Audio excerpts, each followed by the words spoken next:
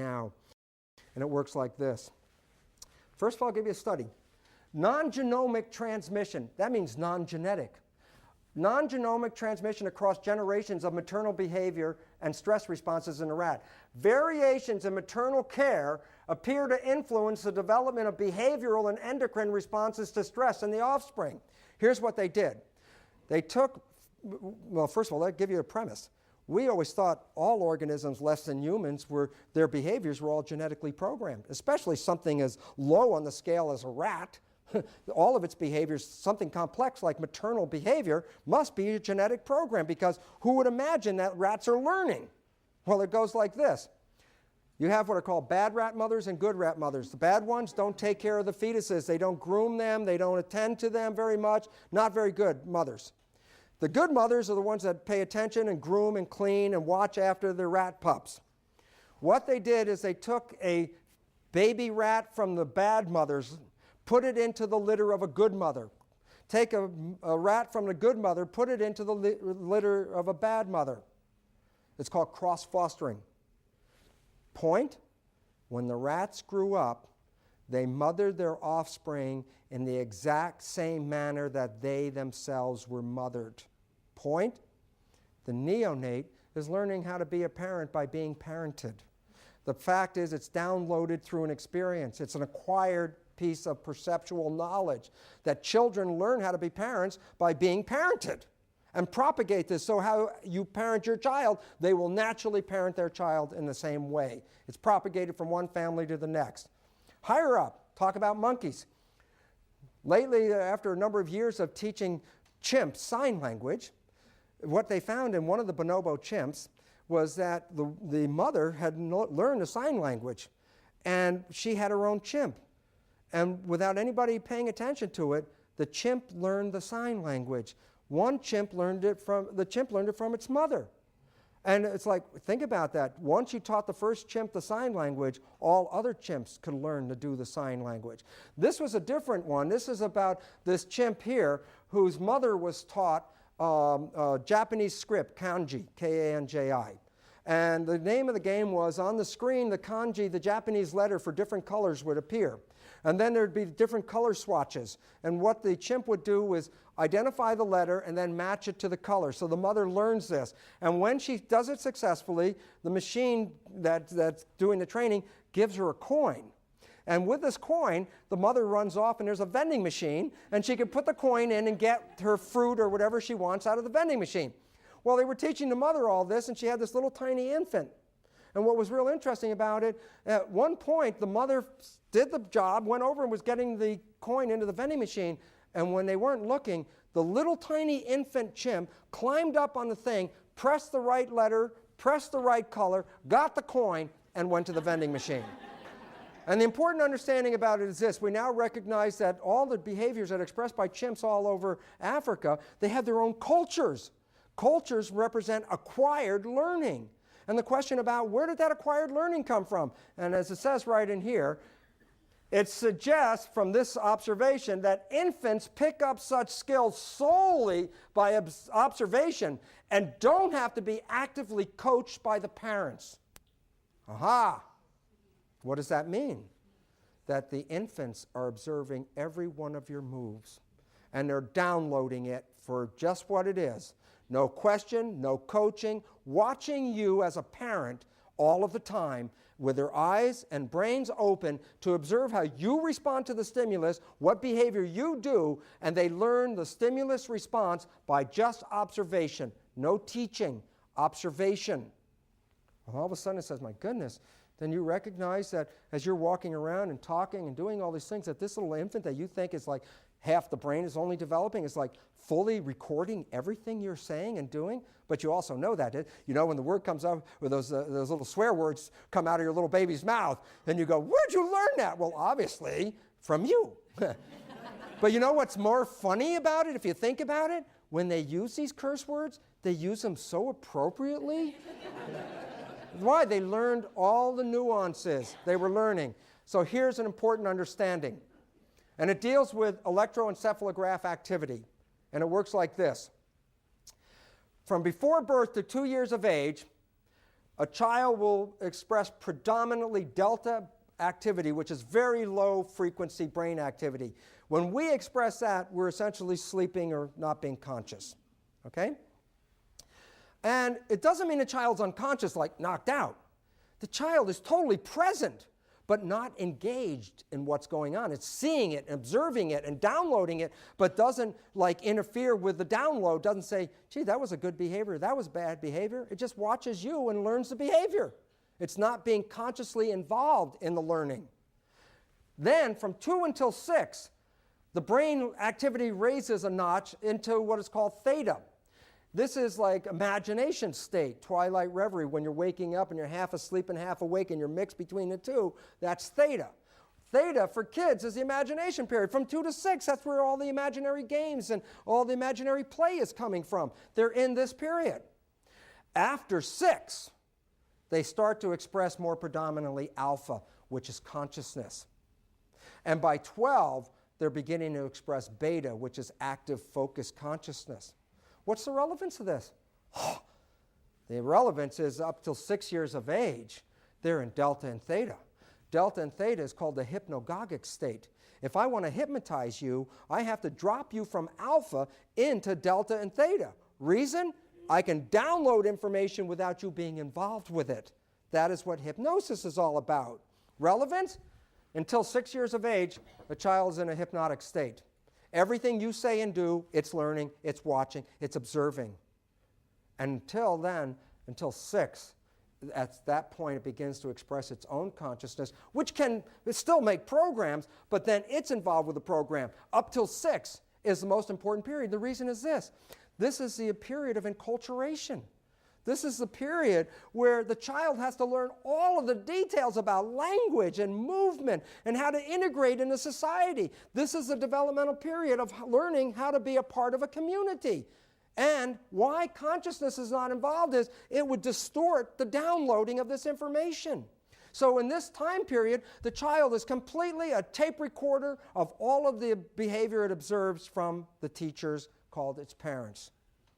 And all of a sudden, you start to recognize a very important problem that's going to happen here, and that is then you were also programmed between 2 and 6 to have behaviors, and you weren't consciously involved with your own programming.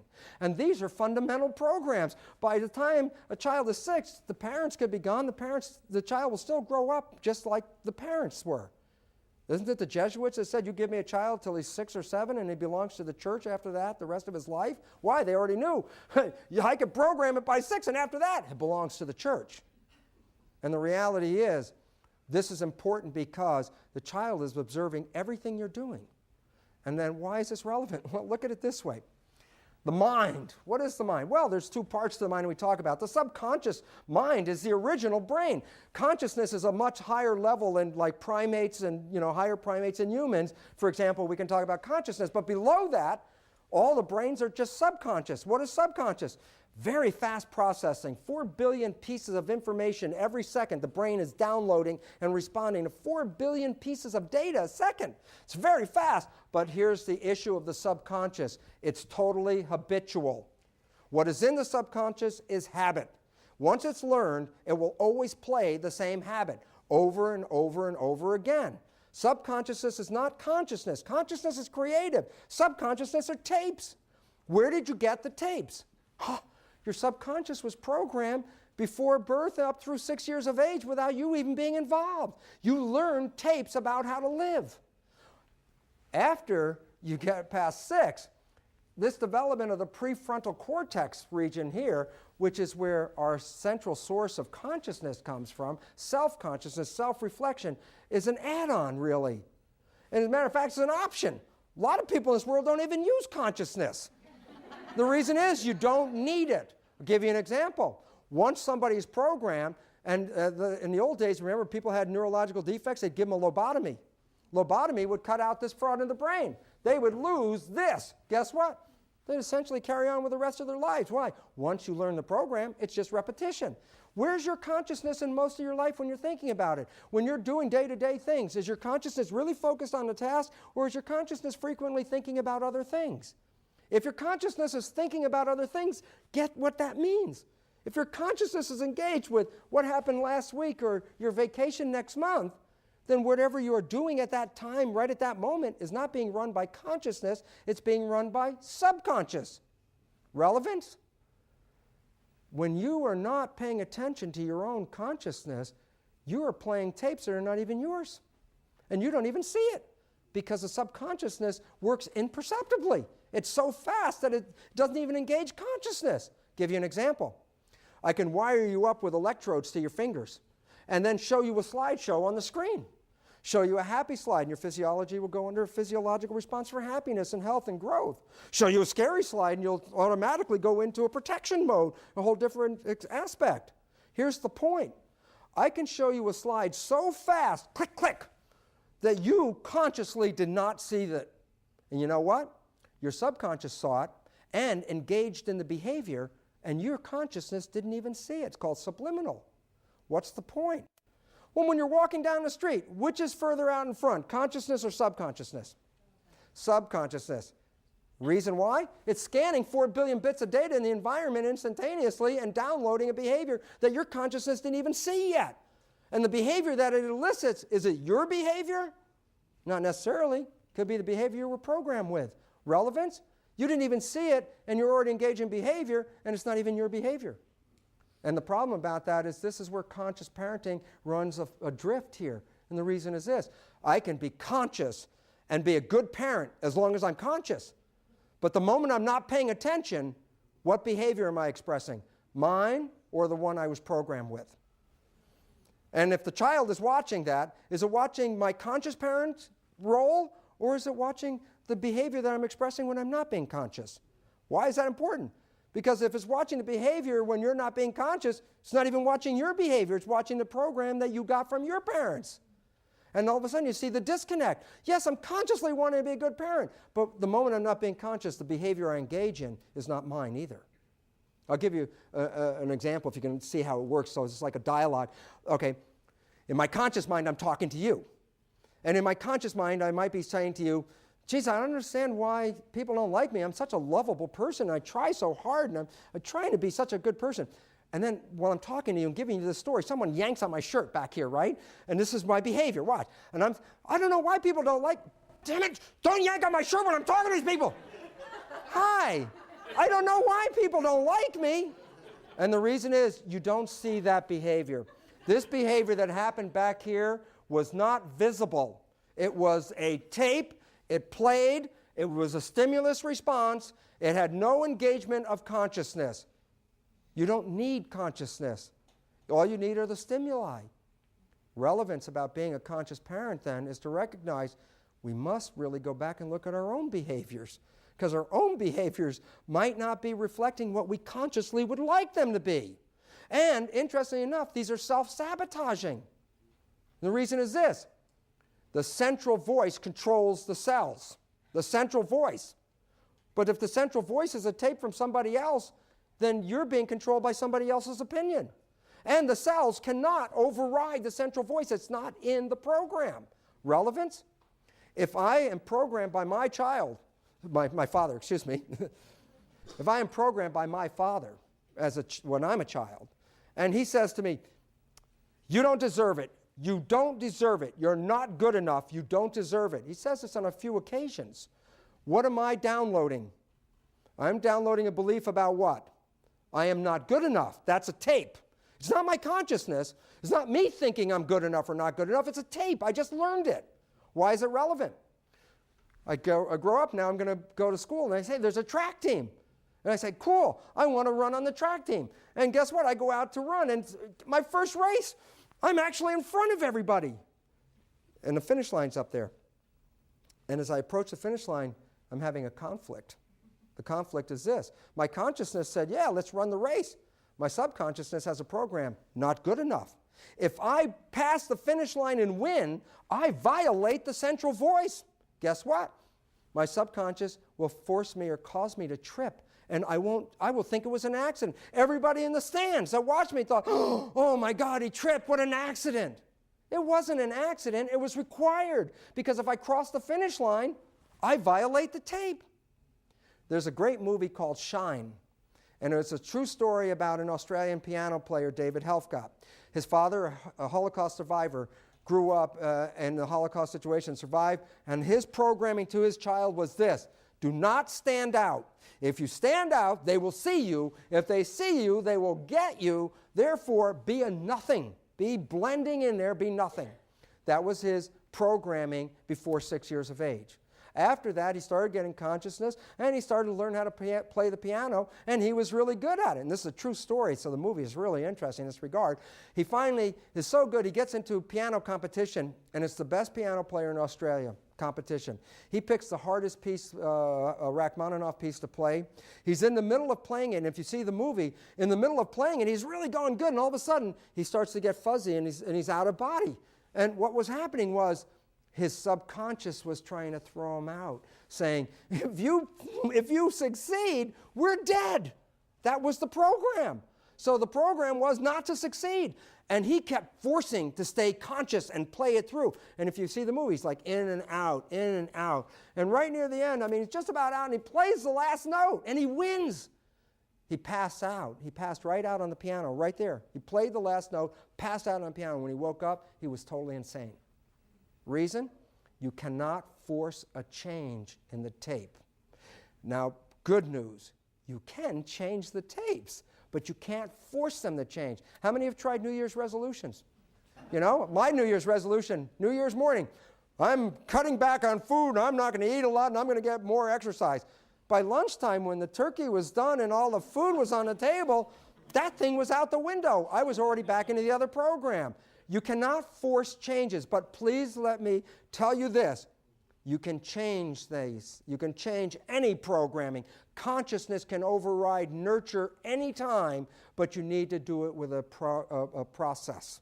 You just can't do it. It's a process of change. Okay? I'll close off with this. Educational resources and referrals.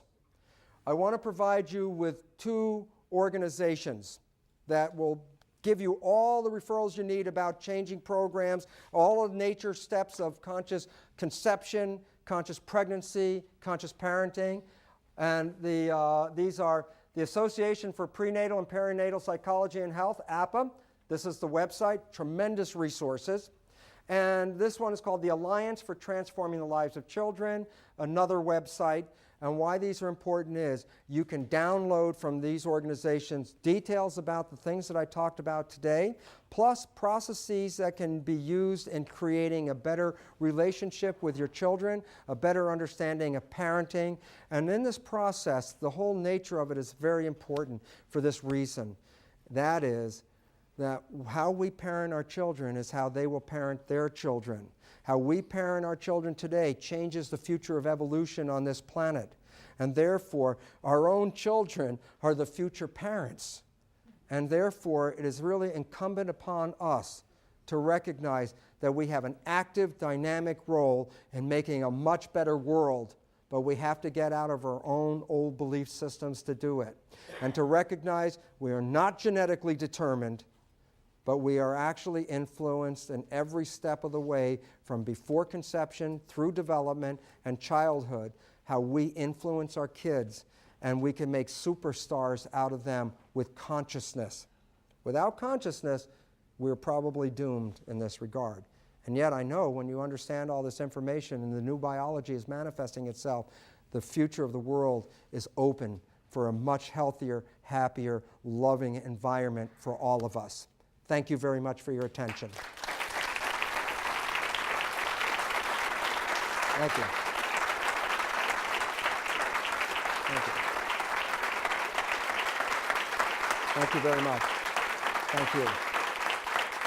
Thank you.